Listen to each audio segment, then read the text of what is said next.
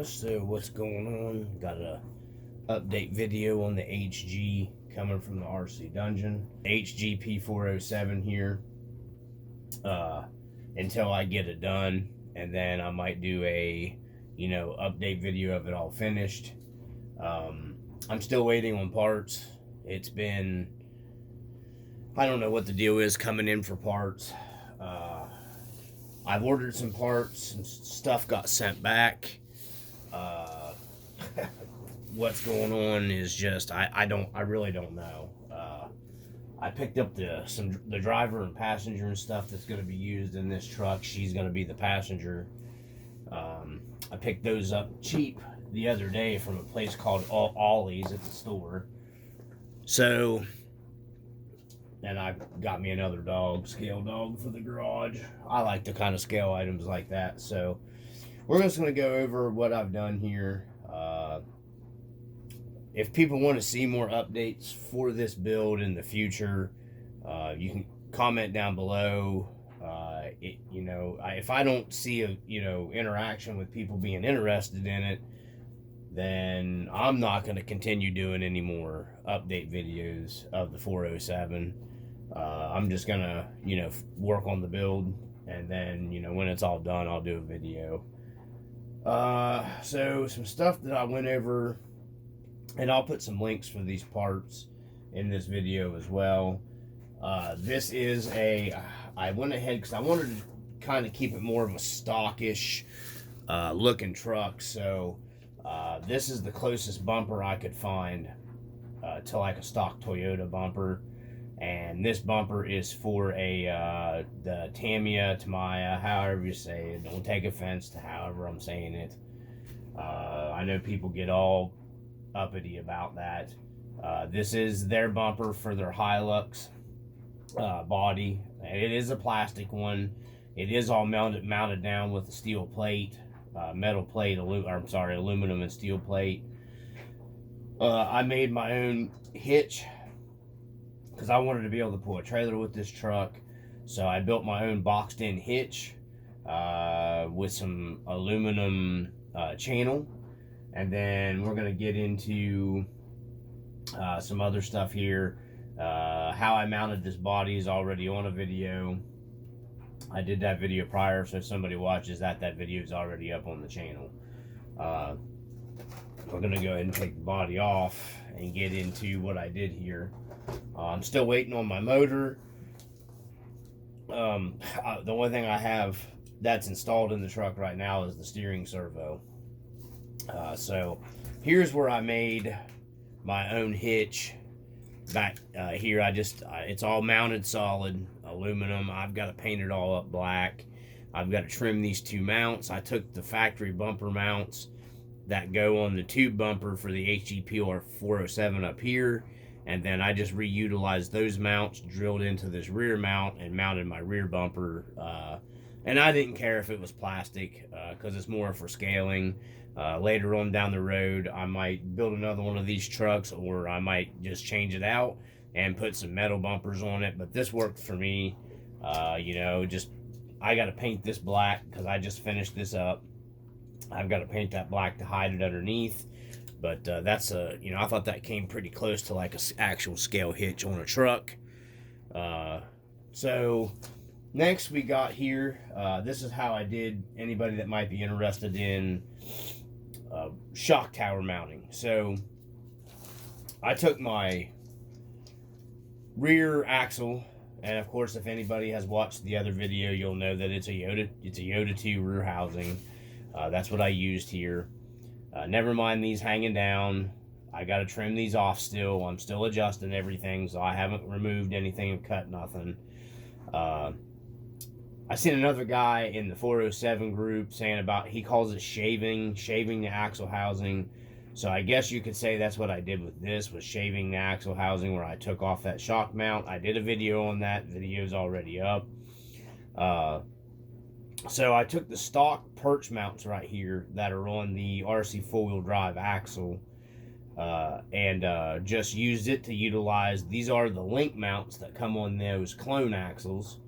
And I bolted them to the axle housing, and then I came here and I used these as my shock mount standoff in the back, and it worked out perfectly.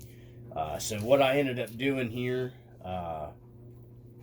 my buddy had, and I'm not sure if they were Twisted Fab or A&M Garage. They were shock mounts that bolted to the RC four-wheel drive TF2 that would bolt through here, and it's made to mount your shocks.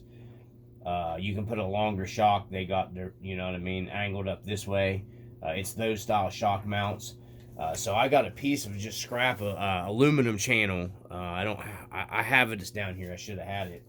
And then I just came up into here, and I copied those mounts on the aluminum plate channel that I had, and then I just trimmed them down to where they were inside the frame, drilled 2 holes and nylon lock nutted on the back of those, ran them through, tightened them all down, and then came up with my own standoffs here.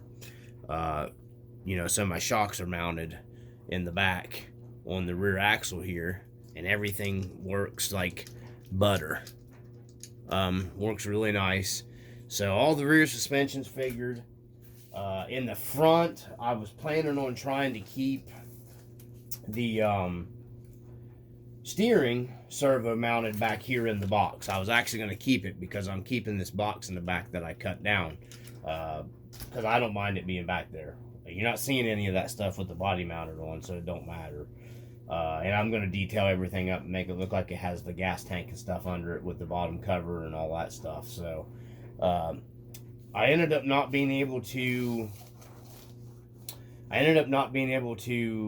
mount my shocks up here how I have them, and with running this, you know, steering setup that they have on this truck from the factory. I'm gonna move the camera down here. And I couldn't mount because it was hitting my shock, and when you start spacing it, I wanted to utilize the stock shock mount on these RC four-wheel drive axles, which if you guys, anybody that watched the other video, you'll have to watch, because if you haven't, you need to watch it if you're planning on doing one of these builds, because this is the V2 RC four-wheel drive Yota 2 axle with the upgraded parts on it, and I flopped it and turned all the internals and stuff around so everything would, you know, match, and ran it over to the proper side of where the Toyota exits, and that put me completely out from hitting my transmission. There's no rubbing on my drive shaft with that setup. I ordered the drive shafts for this thing because I wanted a little longer drive shaft in the front, because I do have a little limited down travel. But after I got everything, wheelbase and everything figured out, I actually ended up not really needing those drive shafts. So I may end up putting them on there anyways. The rear and the front both, I was still able to utilize both the stock drive shafts. So what I ended up having to come up with this setup in the front, okay, doing away with the steering, because I wanted to run these shock towers, because I wanted a fairly longer shock in the front, and these are 80 millimeters in the front and 80 millimeters in the rear, and that kept like my articulation like where I wanted it, basically. It's got very good articulation to it. You can get your fist under the rear tire, and you can get your fist under the front tire without lifting the rear up on it hardly. So with this setup, it has plenty of articulation for me. So what I ended up doing to get this set up like that, because I wanted to keep the longer shocks in the front, and actually I can almost squeeze an 85 in the rear, and probably an 85, maybe even a 90 in the rear, and maybe even a 90 in the front. I don't know. I'm still investigating all that, but I'm at the limit of my leaf. I'm actually overextending my leaf by just a hair with that shock totally collapsed. You can actually, I don't know if you can make it out, but that shock's actually starting to, or at leaf. So it's they're at the point where they're going to be, you know, you're going to break something if you go much farther than the 80 mil. The rear is the same way. I'm just at the end of my travel, trying to get up in there. Right there we go. You're just almost flat, a little over past flat out on the rear. I could get a little better movement out of this, probably switching to the reds, and then kind of, this still has all the leaves in the pack too as well. So, you know, these are going to wear in and break in as I run it. So that's why I haven't messed with a whole lot of anything else. I was really hoping the 2-in-1 would be here. Here I am going off again. We were talking about the front end geometry, and now I'm going off onto the electronics. So what I ended up doing is I spent a fortune on buying different mounts up here for the front of this. Okay, let's get something here I can set this up on. Okay, so diving back into this, the front end mount, what I was saying was I kind of spent a fortune with this front end mount right here. So everybody uses something different here for this front piece to convert your servo to a front steering mount right here. You can see Kurt Angle down here is looking at it. What I ended up doing, and I came up with a couple different ways, and I just wanted to go ahead and share that so the information was put out there. Because guys are charging a good bit of money for those 3D mounts. Now, there's nothing wrong with the 3D mounts. I'm not saying that or anything. But if you're running the Yotas, and I don't know if this will work for anyone running the opposite side, or the ones that are going to be a little farther over, because my axle, because of how I flipped it, coming over this way, gave me extra room to mount it this way. But I think you could probably get away doing what I did here, either way. Even if you weren't running this axle, I think even if you're just running a standard Yota 2 or one of the clones in the front, I don't think it'll matter. So what I ended up doing here was actually pretty simple, and I flipped the truck over after I explained it here. So I wanted to keep this stock mount anyways, because there's a lip right here I talked about in that one video where the body actually slips onto this, and this lip will actually hold that body, and your 2 screws will be here. Because eventually I want to do away with those 2 screws and make me a little slide guide pin. And between the slide guide pins and this little ledge right here, it'll hold the body from moving around at all on the front.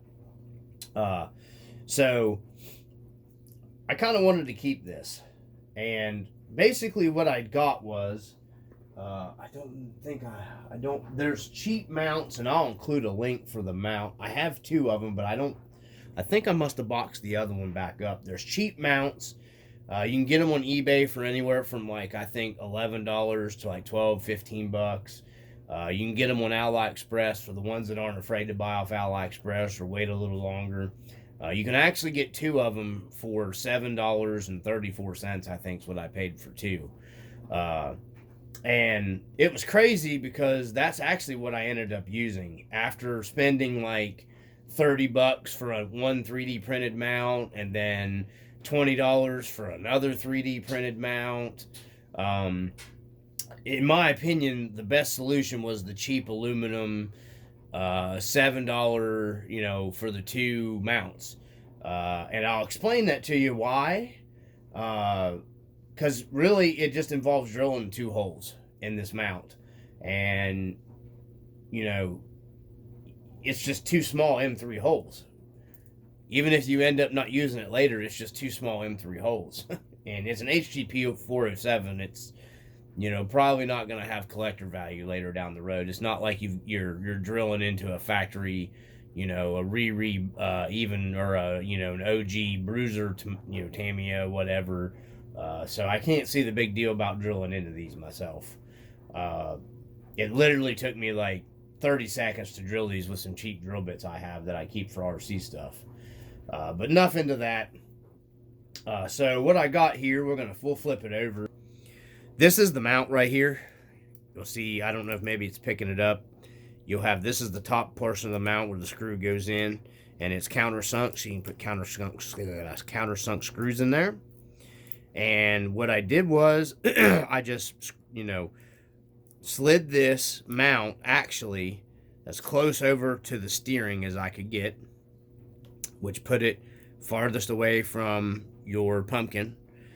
And didn't matter this here, because you're going to have to come up with something custom steering link, okay? It's just whatever.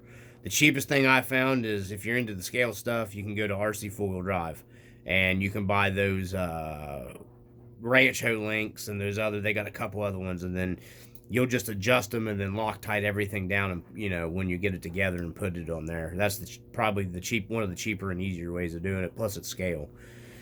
So I just put my servo in here, mounted everything up, bolted the servo here on the front part of the plate. This is the servo piece, this is the plate. Bolted that all together, set everything up in there. I set the servo to actually ride. Servo, the mount is riding right here on this plate. It's just right even with this plate. So it pitched the servo down a little bit and angled. You can see the angle of it. And I had to do that because the motor can on the 2-in-1's bigger, on the Hobby Wing 2-in-1. So if you was to put a 540 motor in here, brush motor, these mounts will work even better, because you can actually push this mount farther back this way, and the mount will sit flat up in here, and you don't got to worry about anything. But once again, what I did was I just set the base of this flush with this mount right here, and then took me a clamp, boop, boop, boop, clamped it down with the servo mounted in it so it wouldn't move around. Marked my holes, took everything apart, 30 seconds, drilled it, and she was ready to rock and roll. Bolted everything together, and she was good as golden. What I ended up doing, because it's a tight clearance right here, I don't know if the camera will pick this up. How can I get that picked up? Maybe. How can I find that in the camera to show you guys? It's a tight clearance here between my steering horn and my front end. And you can see I ground down the steering horn a little bit to get extra clearance, which I ended up not even needing to do, actually. What I ended up doing was, this is a low-profile Protec steering horn. That's what I ended up using, because that steering horn brings it closer into your servo and pulled it away from the pumpkin. But this servo will work. I think this is probably, in my opinion, a better mount than going with a lot of the 3D printed ones. That's just me. You get a completely no bump steer with it mounted like that. You get almost a completely straight linear line coming off your knuckle for your steering link going into your servo horn. You get hardly, I mean, there's almost no bump steer there, hardly at all. I mean, it worked really nice that way, running that with the geometry that way. And then your steering link just in the back. And the steering link that come with the knockoff axles, I want to put that out there. I wish I'd have dug it out. It's this kind of steering link, but it's, a black aluminum one, or whatever it's made out of. I don't know what it's made out of. So this silver rod back here, the drag link, or whatever you would call it in the back, you'll see right here, the silver one. The one that come on those knockoff axles, the end links are too long. Either that the knuckles are designed different on the knockoff axles, or that axle itself is like about 4 millimeters wider on the outside of your knuckle parts, because it's about 2 millimeters too wide and 2 millimeters too wide to use the knockoff. Now, what I did was I just changed the end links on the knockoff drag link and made it match this one, because this one was a perfect fit that I had. And I'm going to go ahead and keep this one. This is actually an incision steering link, I think, for a maybe a 10.2, an AR-44, I think, maybe. But it fits perfect in here, so I'm going to keep that mounted on the front of this. I don't care that it's silver. And then I've got the RC four-wheel drive ranch hoe link coming for the front to do away with this. Because this is what my adjustable, this is an adjustable tie rod buckle link that will extend in and out really far. And this is what I always use to figure out how long, because I suck at measuring. This is what I always figure out how long it needs to be to set my steering link for all my builds and stuff. So that's on here for now. But that's how we mounted the servo in there. Everything's tight. This thing steers phenomenal. You get some of the best steering I've had on any of my scale trucks set up like this. So that's why I kind of wanted to do this video too. So we'll go ahead and get in. That's the steering in the front. And then I was actually able to, I'll go ahead and get into something else here real quick.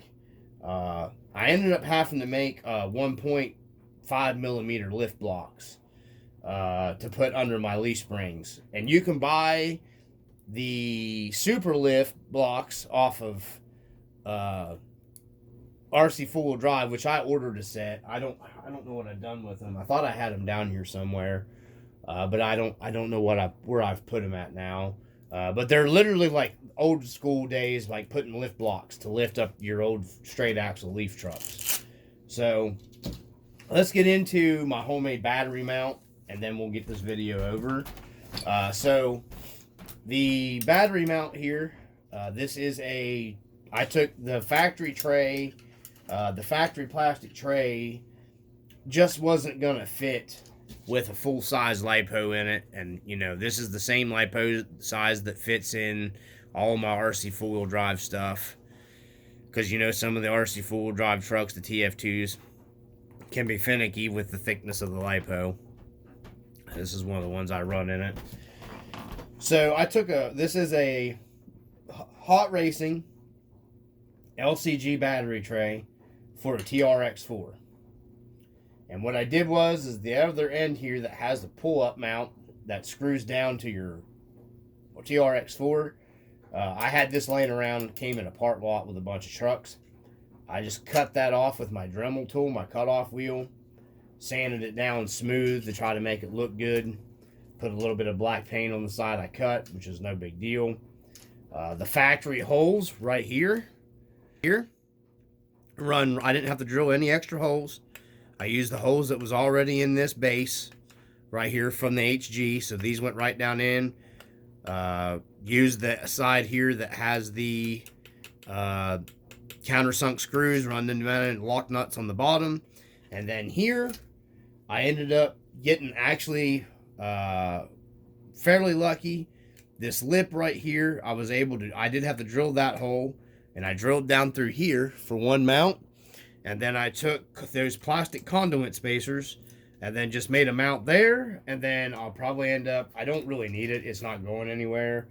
But to make it look, you know, just as good, I'll probably take and drill a hole here and put the conduit spacers and another lock nut and another screw there. And you'll have you can actually run this even with the body lowered. Everything fits on there just like that right there. Your battery would be not too much of a different location than what it would be from the factory HG. And that's a 3S LiPo, so you can fit a decent sized battery. That's a 3300 milliamp battery that's in there. So that's what we got so far for the HG. The lift blocks that I ran in this thing, what I ended up doing was taking a piece of aluminum that was you know, a 1.5 millimeter thick aluminum, and I just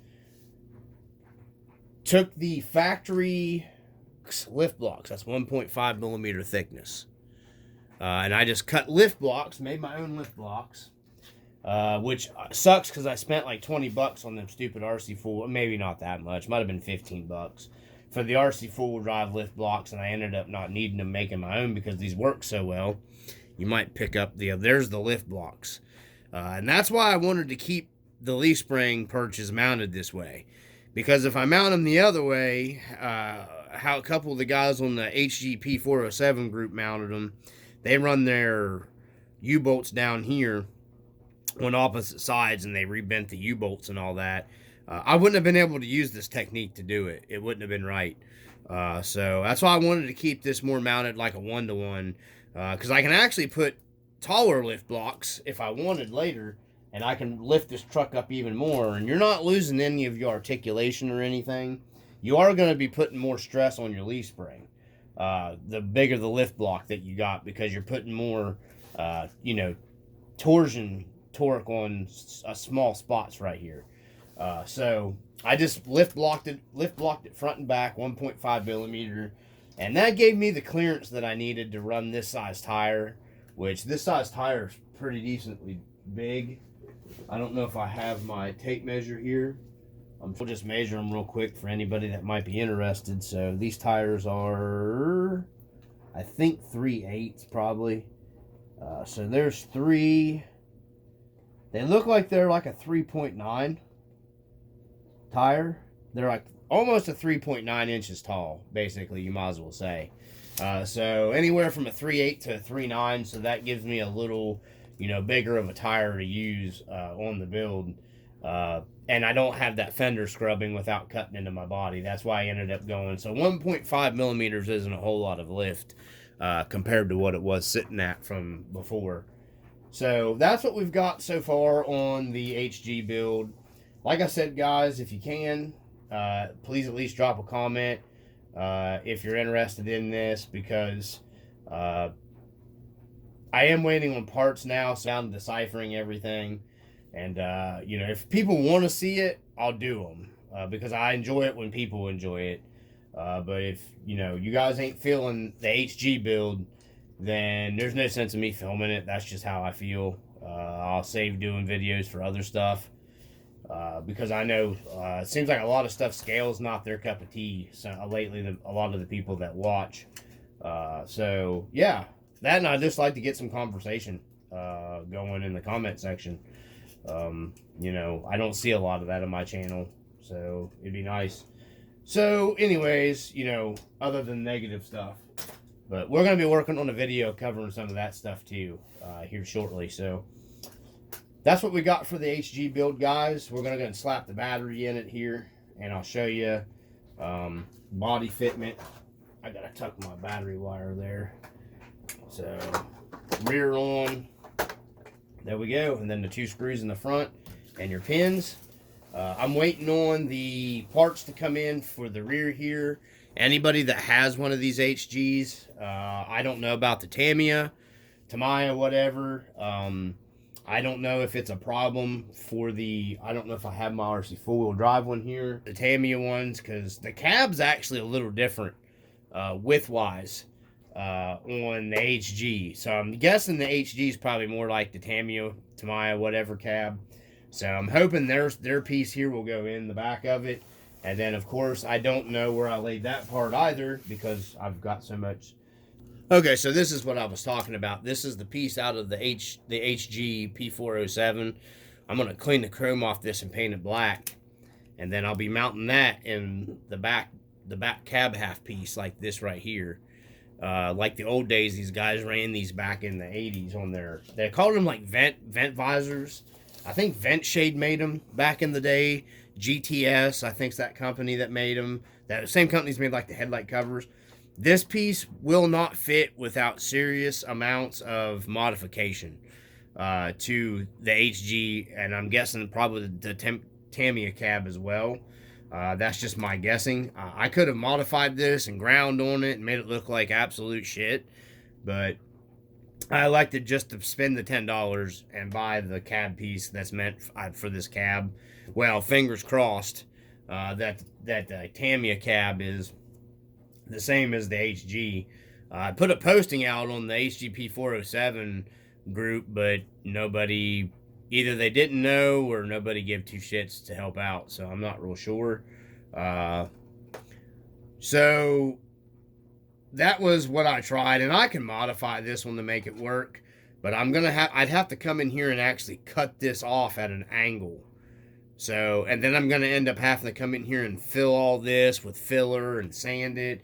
I was just trying to eliminate some filling and sanding work. So this will be basically sitting in the middle of the cab window half piece, like whatever, like right in here. It'll be black. and then the rest of it will be body color around it. I thought that would look pretty cool. The guys in the 80s ran that stuff. I remember we had them on the back glasses of my Camaro, my brother's 80 model Camaro. Just something that was nostalgic that, you know, guys would have ran back then. So that's the HG build. Everything's, you know, done up. Wheelbase is sitting proper. Suspension's proper. She's got some good movement. And then leaf springs break in. She's really going to have the travel.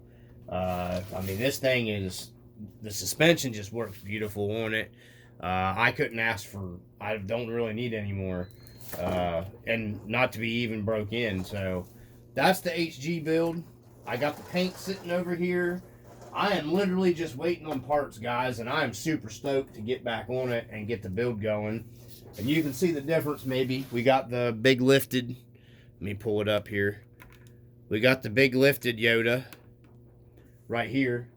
Running 4.19s, and we got the more stockish looking truck here, because this is a bruiser slash 407 slash, yeah, and then this is the 407, so you can see the difference between the big truck. And I'm anxious if the weather ever lets me to get this truck out for some nice scale trailing.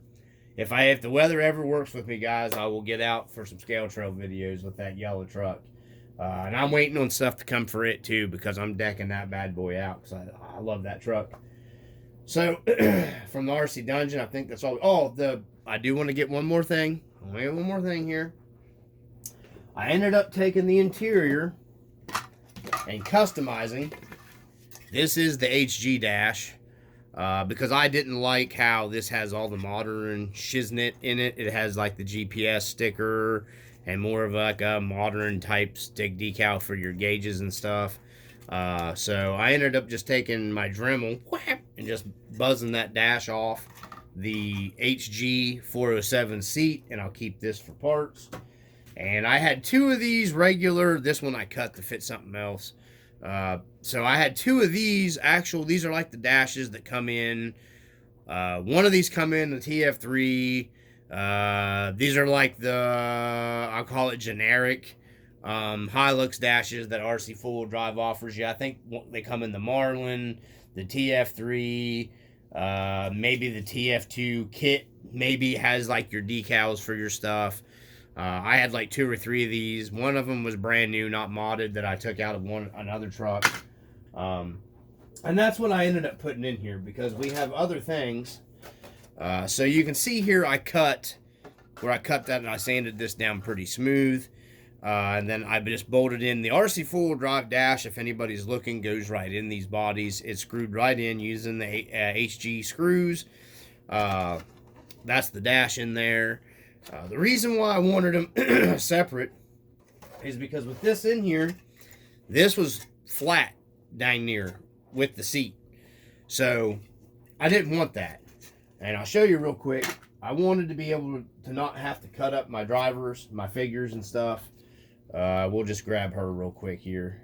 I don't have the steering wheel and all that. This is the, setup that's going in it, but I'll end up moving the steering wheel out with an actual steering shaft. So she dropped her beer. She probably shouldn't be driving. So this is what I'm talking about. Been able to put a driver in, full driver in there, and I'll be able to get the drivers in and out easier. I can reach up in here and change it if I want to. And I'm also thinking about making a hinged styrene. You can see how this is lower than the dash now. You can see in here this dash, and this is not one solid flat piece now, where like the floor came up and it didn't have room for their feet. So I didn't want to just cut it out and cut holes in it. I didn't want to just, so I'm going to actually build a floor piece out. See where her feet come down. I'm thinking about building the floor piece here with styrene that comes down here, and it'll go up into the dash. So it'll have a full drop down floorboards inside, basically, is what I'm saying. I got some styrene and stuff here. She may end up being the driver. I don't know who I'm going to put in there yet. I do got 2 figures that are perfect for it. But anybody that's wanting to know, the RC Full Drive interior stuff will fit on this truck. I've got to get some door panels. I do want to get door panels for this. I'm going to have to look at some 3D door panels, 3D printed door panels, I guess. Or look online and see what I can find. Because I want to do a nicely as detailed, scaled up interior as I can for this. Because this is primarily just more about scale stuff on this truck. It's not, you know, I mean, it'll perform when it's going to have to. That's why I'm putting a 2-in-1 and stuff in it. If it wasn't, you know, if I didn't need it to perform some, I wouldn't have put a 2-in-1 in it and everything. So, but that's what we got. Dusty Rhodes is still drinking his beer on his Toyota, but I think that's it, guys, for the HG. Like I said, you're gonna have to comment down below. You know, let me know if you want to see some more of it. If not, then I'm not gonna do. I don't think I'm gonna do any more updates until the truck's done. I was gonna do a painting video. Painting videos don't seem like they get a whole lot of you know, views and whatnot, so I don't know if it's worth it. You know, if people aren't getting use out of them, so there's no sense in me really doing the videos. That's just how, you know, I look at it. Let me know if you guys want me to do like the painting tutorial, because we're going to be using budget paint, and it's paint that I've used before. The video, I've actually done the video once already. If you search, it's my WPL C74 Suzuki Samurai. Same paint, it's just a different color. And that thing actually came out pretty decently, I think, for, you know, basically $14, $15 in paint, what I used on it. So I'm using the same kind of paint for this. It's a budget paint for your hard bodies. You know, I think here lately a lot of my budget stuff has gotten some flame. So to me, it's getting to be not worth sharing that stuff on the channel. Because I just don't want to deal with the dumb shit. And people making stupid comments. It's bad enough on Facebook. I don't want to deal with it on here. So if somebody wants to see the video, you can comment down below. You know, when I go to paint this, I will do a complete how I'm doing it. You know, because I don't use the Tamiya paints hardly no more, whatever. They're just, you know, how I paint takes me like 3 or 4 cans. And you're paying like $7, $8 a can. And then you're buying their brand clear coat, which you're spending, you know, $15, $16 on their clear coat. And you're buying their fine surface primer. It's just very expensive to use all their stuff to do. And I mean, not saying that their paint's not beautiful, because their paint works really well. I'm not saying that at all. I'm just saying, if you use the right budget-friendly paint, it is out there, and it's paint that won't hide the details in the body like a lot of other stuff. And I'm going to be going over some different paint stuff in the toolbox video that I'm getting ready to do next. So, anyways, guys, I thought I'd just get this video going up. I appreciate everybody that's still watching. Been kind of slow lately, like you know, been working, all that good stuff. I have been working, and you know, extra monumental lot here lately. So, you know, getting the videos up, doing the videos and all that stuff has just been slow. You know, I did the printing videos because my buddy spent all that time printing that stuff for me. And I super appreciate him, like I said, like again, printing all that stuff. You know, he was really nice enough to send me that stuff. Dude didn't even, you know, charge me shipping. He just sent it. And I've got parts to send to him. I'm sharing the love. So if you watch this video, brother, I got some axles and some other stuff to send you. Same way with WV Rednex RS. I've got your package too, man. I just got paid this week. So I had to wait till I got paid to get, because I've got several packages I sent out to different people, different stuff that I've, you know, been trying to share the love and give stuff to people to help them out. So yeah, anyways, from the RC Dungeon, that's it for this, you know, HG build update. You know, please drop a comment if you are interested, if you've even made it this far. I've noticed most people, I think, watch 5-6 minutes and they quit. So, but anyways, and I'm not saying everybody, but I mean a lot of people. So So, if you made it this far, comment down below. Hey, man, I made it. I actually watched from the RC Dungeon. As always, peace. Peace. Peace.